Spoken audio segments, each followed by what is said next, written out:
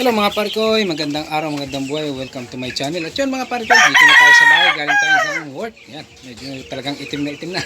Bilad na bilad. At yun mga parikoy, tara, pasyal ko na naman kayo sa ating munting manukan. Alright, tignan natin yung malalaki na ang mga sisiw natin. Alright, tara, pasyal tayo.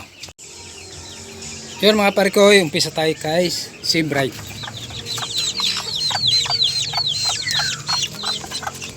Yun mga parikoy, nakakita ako ng isang purong Sea Bright. Oh. Yun. Ano ba to? 3 weeks na sila o malapit na sila mag isang buwan. Ayan o. So may puti. Ayan.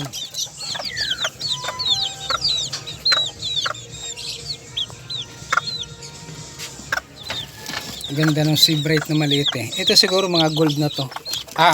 Silver. Ito. Yan, 5 piraso pa rin. Yung una natin papisa, 5 rin. Kasi itong isang kulay, ano kayang kulay ito? Yan.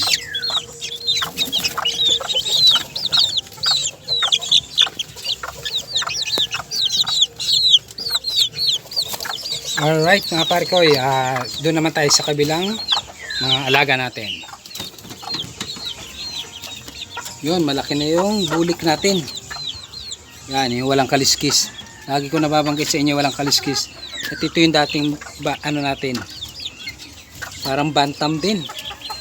Maliliit lang. Tapos itong bantam. Ano. Yun, hindi tayo masyado nakakapag-upload. Gawa na nasa work tayo mga parikoy. Alright. Ayan o. Ito naman yung bulik. Hindi lang natin may labang gawa ng may diferensyo sa paa. Alright. Ayan. Tapos ito na yung mga huli natin papisa. Ayan. May puti. Wala naman akong puti na manok. Pero itong ito sigurado na ito. Itong Peruvian.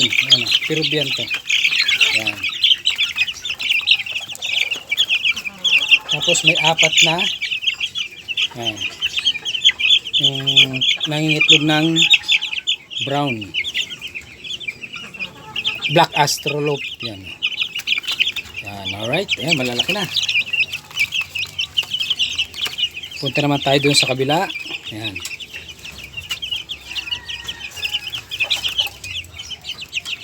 Ayan, yung aking bunso ang nag-aalaga. Ayan. Alright, ito na tayo. Itong ating silver. Sea Bright. Alright. Tapos yung ating ito na yung mga natin sa ilalim, mga broodcock. Ayan. Yung binabae hindi pa tinutubuan sa liig ng balahibo. Ayan, malapit na natin i-kondisyon yan gawa ng may nakakuha na tayo ng lahi. Alright. Tapos yung kalapati natin nawala yun dito, yung nakakulong dito. Ayan, yan siya. Tapos ito, isa lang kinain ng daga yung kapatid. Ito na lang, isa lang puti na nabuo. Ayan,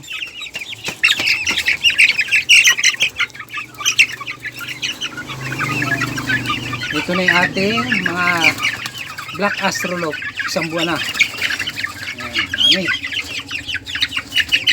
Maya pa ako magpapakain. Yun mga pare ko, wala lang tayo masyado mapaglagyan na ito para mapaitlog ng marami. Ayan.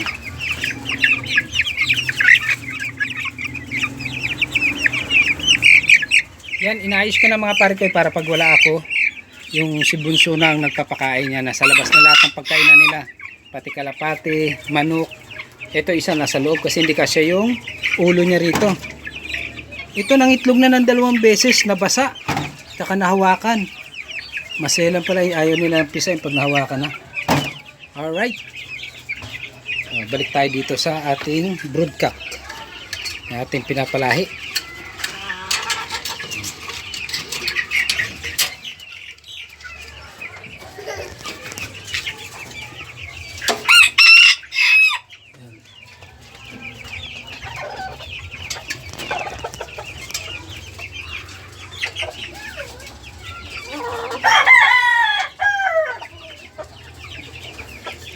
Alright, at yun, papalahiin ulit natin to si Silver doon sa kanyang nanay.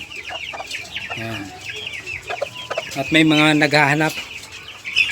At hindi pa natin mapapano yung mga 3 months, magmuwa 1 month pa lang. Yan, sana ito makaitlog na to ulit.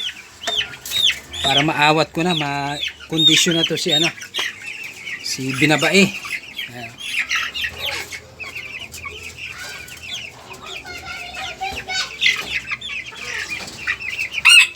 Alright mga pare ko. Yan mga pare ko, tingnan natin itong puti. Pinapisa ko to sa incubator, may lumabas na puti. Puti talaga siya. Iitim naman yung aking mga inahin. At pula naman yung aking mga babae sa kaitim. Ito, dalawang Peruvian. Yung huli natin pinapisa.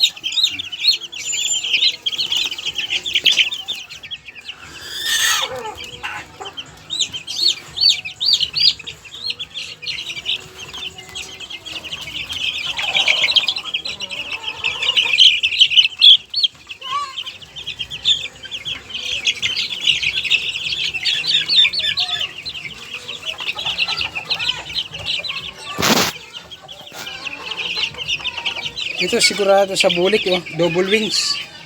Ayan, yan, double wings pa rin. Sana to sa bulik. Sa bulik yan.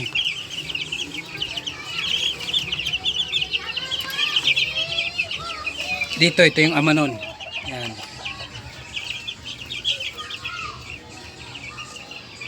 Yun mga pare ko, nabibisi lang tayo sa work, kaya medyo ngayon lang tayo ulit makakapag-upload. Alright.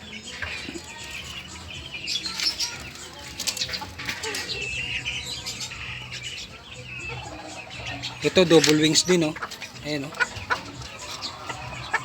At yun mga pare ko, pagkatapos ng video na ito sa manok, kunting pasilip sa aking trabaho. Alright, bibidyo ako doon sa aking trabaho.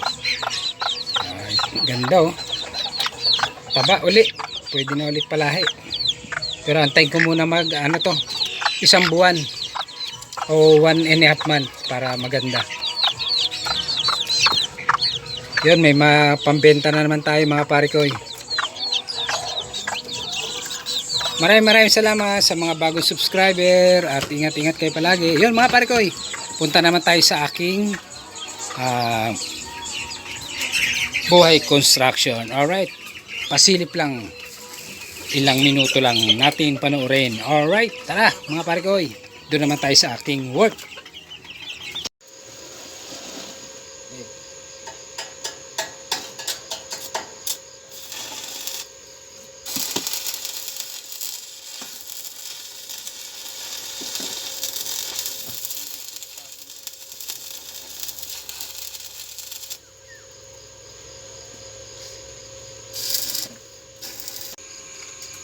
Yun mga pare ko, gawa naman sila ng spacer, si Acer sa Junjun. Yeah. Good morning sa inyong lahat. Alright. Takbo, putang ina bagal.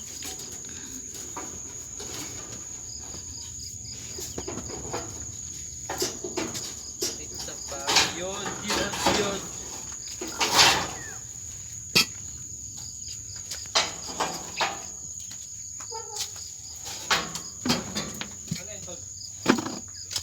Ang liit ng titi ni Asher.